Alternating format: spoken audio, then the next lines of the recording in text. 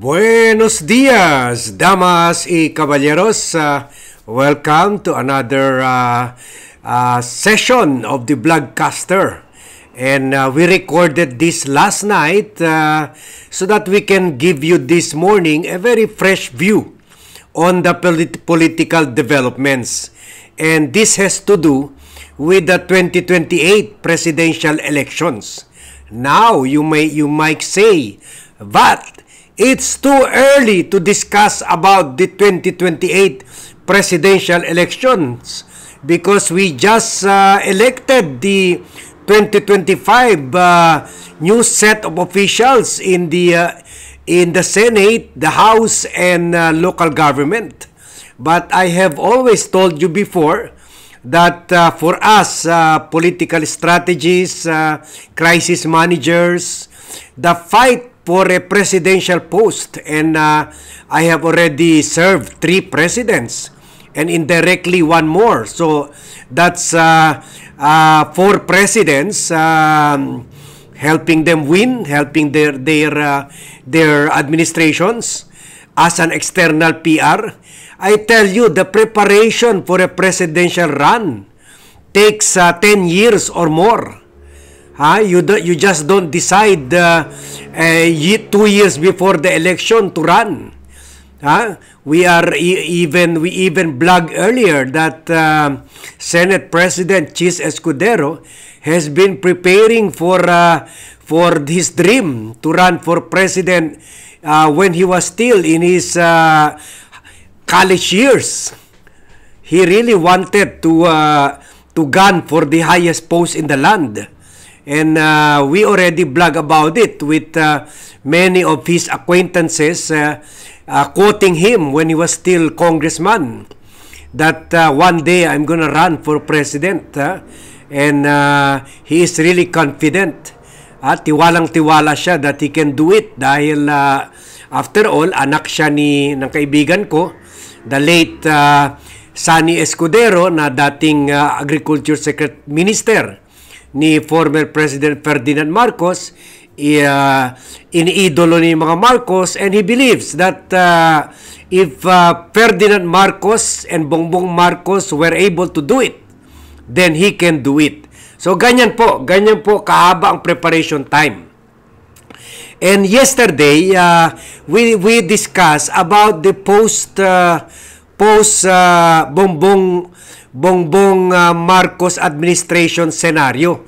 In fact, the last few days, we were discussing yung mga movements rin or plano rin from the side of Sara Duterte na buhayin yung PCGG at gamitin yun para habulin yung mga ill-gotten wealth ng mga Marcoses. At the same time, hahalungkatin rin nila, gagamitin nila yung ahensya ng gobyerno like Department of Justice, the Office of the Ombudsman, baka kahit nandyan na si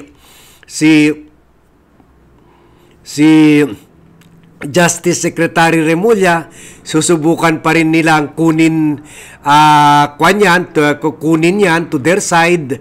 So gamitin nila NBI and the police and all agencies of government para halungkatin Commission on Audit lahat ng mga di umanong katiwalian ng Marcos administration, from smuggling na link daw sa kapatid ni First Lady Lisa Marcos, itong si Martin Araneta, na ngayon daw ay parang kontrolado na ng Bureau of Customs sa mga smuggling. And then, ito rin, yung mga katiwalian di umano dyan sa Kongreso, yung mga blank form ng mga BICAM report. So, yung rechanneling of funds from one agency to another na hindi naman authorized ng konstitusyon. So, ngayon wala pa tayo nakikita yung mga kontrobersya na ito na talagang seryoso hinahalungkat. Pero pagkatapos ng termino ni Marcos, lalabas lahat ito. tulad lang lahat ng ginagawa ng mga Duterte na hindi na ilabas during his term ay lumalabas na ngayon. So crucial to this scenario, we were already discussing in the past na anong pwede gawin ni President Bongbong Marcos, at sinasabi nga natin na he should work hard para ituloy na itong impeachment ni Sara Duterte, para kung pwede mapatalsik si Chis Escudero, and then kung pwede ituloy yung impeachment, or mag-coordinate sa International Criminal Court para talagang ituloy na yung pag-aresto ni Sara Duterte, maglabas na sila ng warrant of arrest para alisin na sa bansa hindi lang si Sara Duterte, kundi mga Keith Duterte allies na pwede rin tumagbuas presidente na kagaya ni Bongo, at si Bato de la Rosa. Si Bato de la Rosa, pwede rin ito tumagbo vice president dahil malakas ito sa Mindanao. Na ngayon, hanggang ngayon, nakita naman natin sa last election ay nangyari na Duterte country pa rin. So, sabi natin na very crucial, make or break itong impeachment. And other than that, dapat rin i-build up na ni President Bongbong Marcos yung magiging manok niya, yung magiging endorsed candidate niya for the 2028 presidential elections. Nakikita naman natin na so far ang kandidato niya ay si Martin Romualdez, pero over the years mga 3 to 4 years na pinapakalat ng Malacanang, ng House, yung mga pinofloat na yung mga positioning ni Romualdez to run as president, pero mahirap, mabigat talaga historically. Kahit si Villar, kahit si mga popular, si Ramon Mitra, na mga popular na dating House Speaker, ang bigat talaga siguro dahil medyo notorious sila talaga pag galing sa House, although ngayon mas nagiging notorious na ang Senate President kagaya ni Chis Escudero, pero dati mas notorious ang hanggang ngayon, lalo na si Romualdez na nasangkot rin dyan sa ayuda scam, so at rechanneling ng funds. So from DepEd, from DOH, from CHED, lahat nilagay sa ayuda, pati na PhilHealth funds na marami talaga nagalit. So, nakita natin mabigat talaga ang political run unless gagamitin nila yung smart magic. Pero smart magic can only work kung medyo llamado or medyo dikit ang laban, kaya nakita natin yan sa laban ni Gloria Macapagal Arroyo, ganon. Gagana lang yan kung dikit ang laban, pero kung kulelat, mahirap talaga gamitin, kumbinsihin ang tao na ang kulelat ay nanalo. So mabigat talaga ito si Romualdez, kaya nakikita ko posibilidad na kung talagang ang reading ko kay President Bongbong Marcos ay magaling siya na political strategist, at siguro baka matuto na siya sa nangyari sa kanya sa 2022 senatorial elections, kung saan isinama niya sa lineup niya yung mga miyembro ng mga political dynasties, mga korap, palpak at tamad, tulad nila Bong Revilla, nila Tol Tolentino, nila Lito Lapid, although nanalo si Lito Lapid, mga Binay, ganon. So nakikita natin na baka dala na siya dyan, at nakita niya siguro yung protest votes na lumabas sa 2022 election, kung saan naging number 2 si Bam Aquino at number 5 si Kiko Pangilinan. So makikita niya, kung that trend continues, nakikita niya na medyo lalakas yung opposition. So, hindi malayo lalabas yung aangat or magiging realidad yung possible Marcos opposition coalition. They will unite together, the opposition and President Marcos, or at the very least baka babakapan ni President Marcos ang opposition candidate. Kasi wala naman talaga chances si Romualdez, lalo na kung hindi na-impeach si Sara Duterte. So I think the only one that can beat her is Risa Ontiveros. Kumbaga, labanan na ito ng mga babae at nakikita natin na sa trend ng last election, mas gusto ng tao yung official na may ginawa na. Tulad si Bam Aquino sa education sector at si Kiko at malinis rin sa agriculture sector. So, ang dami ng mga accomplishments ni Risa Ontiveros sa laban sa Pogo, laban kay Pastor Apollo Kibuloy, laban kay Aguila. Dami ng mga issues that we have to thank Risa Ontiveros for. So sa tingin ko, kaya nga ngayon nakikita nyo na dito sa yung inakusahan na DDS whistleblower or planted whistleblower ng grupo ni Pastor Apollo Kibuloy, grabe, tuloy-tuloy pa rin ang demolition job nila kay Risa Ontiveros.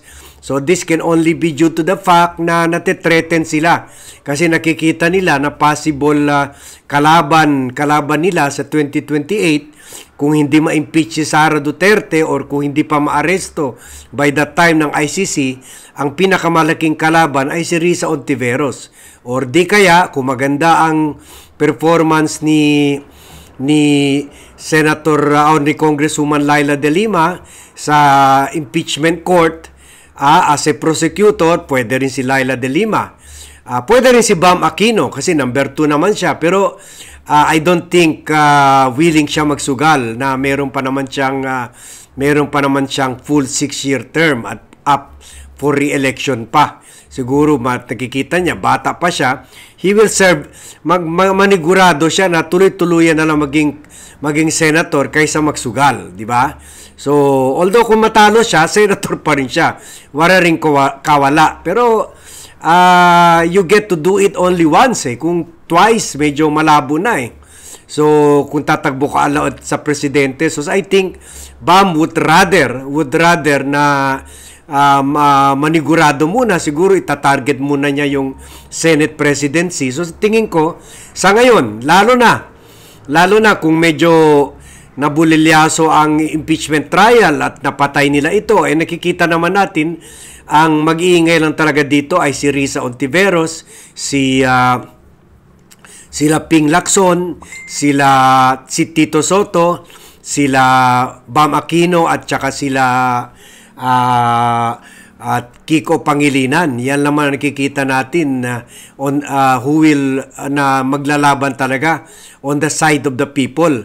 So kung lalong magalit ang tao kung pinatay nila itong impeachment, mas lalong pupunta ang simpatiya at protest vote nila mapupunta kay Risa Ontiveros na parang lumalabas na ngayon, parang Joan of Arc diyan sa Senado.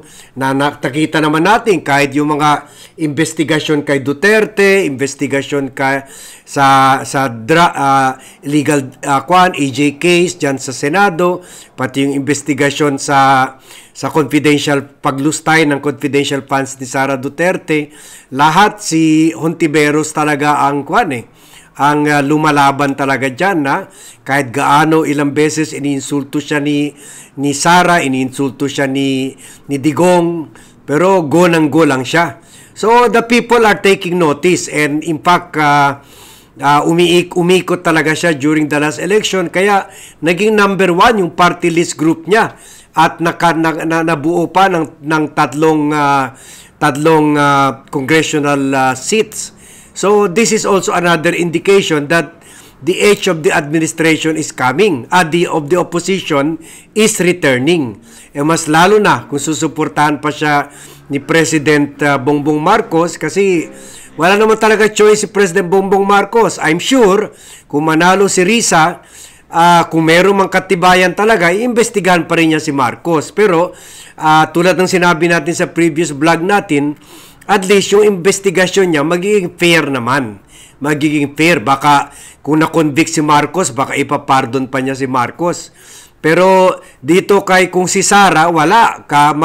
Hindi lang hahalongkatin nila lahat ng katiwalian ni Marcos, kundi mangingimbento pa sila ng mga katiwalian.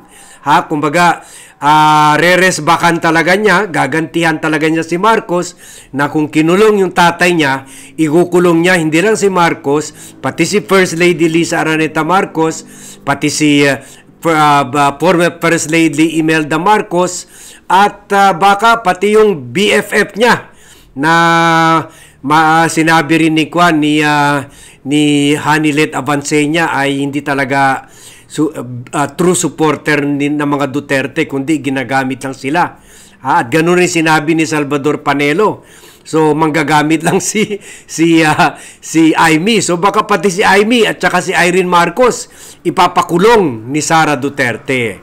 So kumbaga kung ako nakikita ko kung ako si President Marcos, magsusugal na ako sa oposisyon. Susuportahan, kukunin ko yung mga kandidato ko for senator sa 2028, mga opposition rin. Kasi medyo gas-gas na talaga yung mga re-electionist dyan sa Senado dahil puro Sara Duterte na talaga yan. In fact, nabuo na daw sila ng 13 votes, di ba? So wala na, halos wala ng pag-asa. Tsaka si Vico Soto, at saka hindi pa ata eligible sa Vico Soto eh. At si Ping, ka-elect lang, I don't think he will run again. Lalo na si Tito Soto, na wala naman in the past, hindi pa naman talaga tumakbo sa pagka-presidente. So, it looks like this is the time and the historical call for Risa Ontiveros to run for president. And I believe, baka sino man, si Risa ba, o sino man lalakas sa opposition, I believe na may tsansa. Kasi alam ni President Marcos, medyo hindi na talaga. Lalo na kung hindi pa rin by that time na ilalabas si Duterte, si Digong sa ICC, no reconciliation can ever happen between the Dutertes and the Marcoses. So rather than support a weak candidate like Romualdez, it is more likely susuportan makikipag-alyansa ang mga Marcoses sa opposition. Ang question lang ay kung papayag ba yung opposition. Pero sa tingin ko, sila rin mismo, nakikita rin ng opposition na sila rin delikado. Kahit si Risa Ontiveros pwede ipakulong ni Sara. By that time, wala na sa Senate si Risa, pwede rin gagawa ng inventong kaso ito ni Sara Duterte para kasuhan at ikulong si Risa Ontiveros, kagaya ng ginawa nila kay Leila de Lima. Baka pati si Leila de Lima ipapakulong nila ulit. Mangingbento naman sila ng another case. So, pati mga opposition, delikado. So, as a matter of survival, ganun rin ang sitwasyon ni President Bongbong Marcos. As a fight for survival, wala talagang choice but for the opposition and the Marcos administration to unite. So, yun lang po. Yun lang ang initial vlog natin for the day. Again, thank you very much for joining me in this pre-recorded vlog. And I'll be seeing you in my next vlog.